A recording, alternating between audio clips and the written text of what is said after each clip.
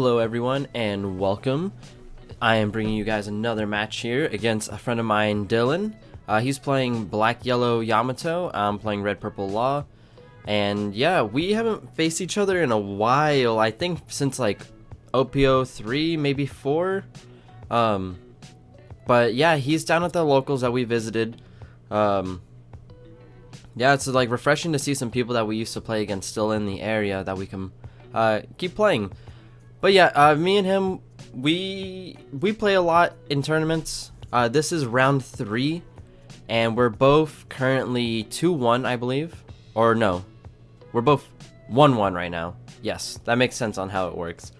But yeah, we do the die roll. I win. I decided to go second. So yeah, he did mulligan. No wait, I don't think he mulliganed, but I did mulligan.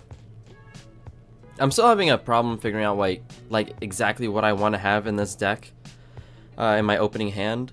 I heard Reiju, some kid, you know, some removal is good. But yeah, so I go ahead and I start my turn. I get 2 done. I see he's playing yellow-green. He's got no way to remove these guys right here, so I go ahead and just play them. Unless he gets a Nami trigger, I get to keep these guys for free essentially. He does go 8 in, and I have 9k counter in hand, but I don't want to drop 2 cards just to get out of this swing. So I do take the 2 hits. There's no triggers in life. But I did get a kid, so it's pretty good. I just got to see how I want to actually figure out what I want to do here. So I rest 4, I go Law. I don't take anything out of his hand. I just want to be able to properly defend since I'm going to 6 Dawn next turn anyway. I'll be able to play the kid and start clearing some bodies if possible. So here he goes. Let's see what he decides to do. He is now at 5 Dawn. Thinking about what he wants. So he goes 7 into life. Again, I don't want to drop 2 cards here. So I go ahead and block and just let the Law die. Then he goes Mihawk Cracker. And I do a pretty cool play here. I like it. It is kind of like obvious, but it was cool how I thought about it at the time. So my original plan was I'll just hit both of these guys with their effects and then bottom deck 1, swing into the other. But I hit Cracker with the Gordon effect, bringing him down to 2k. And I go ahead and I swing Raise Max into the Cracker, forcing him to either drop a card or let the Cracker go. And it's like, I think he probably would have let the Cracker go regardless, but I get to use a hit I get to swing at his leader this time.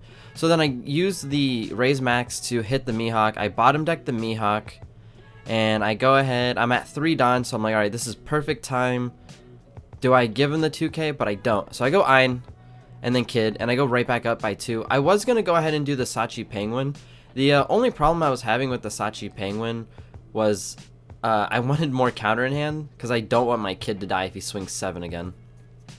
Oh, I did miss it. He did get the Kikunojo off life, but I do establish another Gordon, and that way I can go ahead and deal with this Kiku next turn.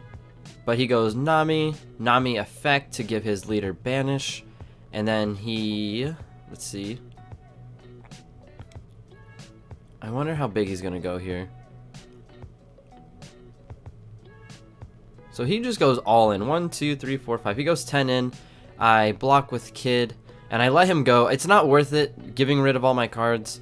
And then he goes 8 in. Oh yeah, I got confused. I thought Yamato's effect was only live when, what is it? I thought Yamato's effect was only live when she was at 2 life. But I was wrong. It's when the Yamato is at, it's when the opponent is at 3 or less life. So, yep, here we go. I go back into my turn now. I can clear this entire board. I can do it. If I have everything. But I just go 5 again for the Kid. Because, like, why not? I go ahead and I minus the Kiku down to 3. I do this before I start swinging in case he does hit a Nami trigger. I don't want to risk like losing the Nami for no reason, or losing the Gordon. So I go 5 at life. He takes it. No trigger. Looks like his hand is a bunch of no counters. Then I go ahead and I go 7 in, see what's going on. He gives me the 0 counter event. I think he discarded a Zoro with that. And then I use the effect to bottom deck the Kiku and play Kid Killer. Get 1 back from Kid, and I go 8 into life, bring him down to 1 life. I kind of want to force this game to end as soon as possible. I try to do the math here, and I did count out, like, since I did hold on to these 2Ks, I am actually able to survive a Hody turn. I have, I think, 11k in life, So even if he goes Yamato, Hody swings 10, I have 11, and then I can just take the hit of the Yamato lead. But he goes 5 into Kid Killer. I go ahead and I block, and he goes 9 for Zoro. Puts 2 on Nami, swings 5 at life, and I just give him 1k counter. I made the mistake earlier by going down to 0 life, and I did not want to make that mistake again.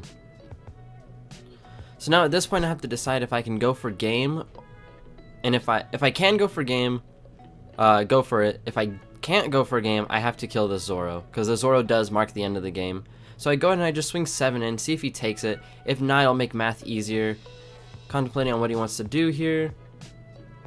And let's see if he drops. So he gives me 3k in counter, and I'm like, alright, cool.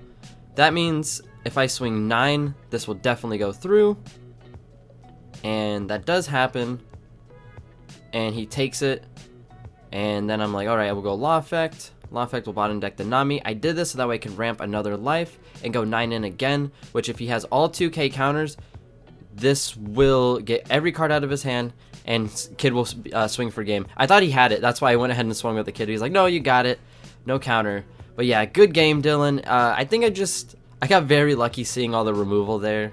I just, opening 3 ways to remove all bodies that he makes is pretty crazy, and he had no counter in hand.